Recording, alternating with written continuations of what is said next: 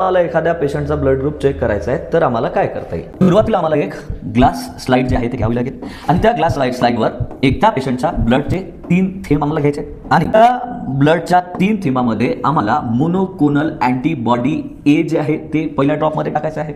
सोबतच मोनोकोनल अँटीबॉडी बी जी आहे ती आम्हाला दुसऱ्या ड्रॉपमध्ये टाकायची आहे आणि तिसऱ्या ड्रॉपमध्ये आम्हाला मोनोकोनल अँटीबॉडी डी जी आहे ती ॲड करायची आहे तिसऱ्या ब्लडच्या थेंबामध्ये आणि या तिघांना व्यवस्थित मिक्स करायचं आहे. जर पहिल्या नंबरच्या ब्लडच्या ड्रॉपमध्ये अग्लुटिनेशन झालं, कोॲग्युलेशन झालं, रक्त गोठलं तर त्या पेशंटचा ब्लड ग्रुप ए आहे.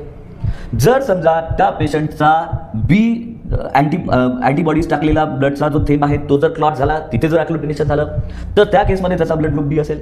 जर दोन्ही ठिकाणी अग्लुटिनेशन झालं, दोन्ही ठिकाणी कोॲग्युलेशन झालं तर मग त्याचा ब्लड ग्रुप जो आहे तो ए बी असणार आहे. जर दोन्ही ठिकाणी अग्लुटिनेशन झालं नाही तर त्या केसमध्ये त्याचा ब्लड ग्रुप जो आहे तो ओ असणार आहे.